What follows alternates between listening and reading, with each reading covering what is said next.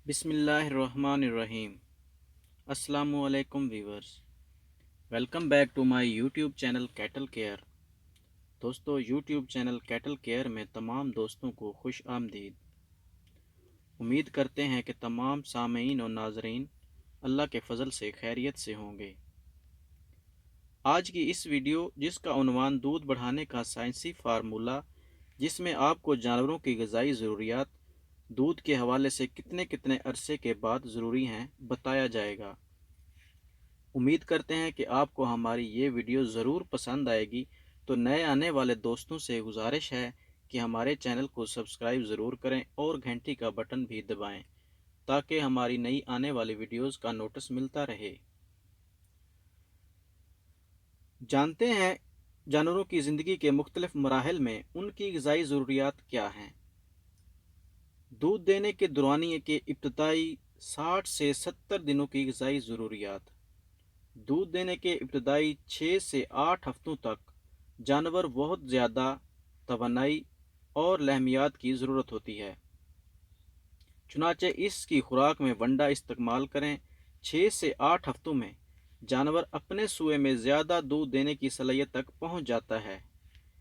इसलिए ज़रूरी है कि जानवर को बच्चा देने के बाद ही फ़ौरन मुतवाज़न खुराक देनी शुरू कर देनी चाहिए। दूध देने के इस इब्तदाई दौर में जानवर जी भरकर नहीं खाता, बल्कि वो तवानाई जो उसने खुश्की के दौरानिए में जमा की होती है वो इस्तेमाल करता है। दूध देने के 70 से 140 दिनों तक की ग़िज़ाई ज़रूरियात। अगले 10 हफ्तों में जानवर ज़्यादा खुराक खाता है और उसकी दूध की पैदावार में आहिस्ता आहिस्ता कमी वाक़ शुरू हो जाती है। चुनाचे वनडे की फरहमी को यकीनी बनाएं। इसी दौरान क्योंकि जानवर ने दोबारा हमला भी होना है, चुनाचे मिनरल मिक्सचर 100 से 200 ग्राम रोज़ाना की बुनियाद पर यकीनी बनाएं। दूध देने के 140 दिनों से 305 दिनों तक की ग़िज़ाई ज़रूरियात में 22 से 44 हफ्तों के दौरानिए के बाद जानवरों के दूध की पैदावार में कमी वाक़ होती है। इसी दौरान जानवर दोबारा ठहरे हुए हमल वाले बच्चे की बढ़ोतरी और वज़न में इजाफा होता है।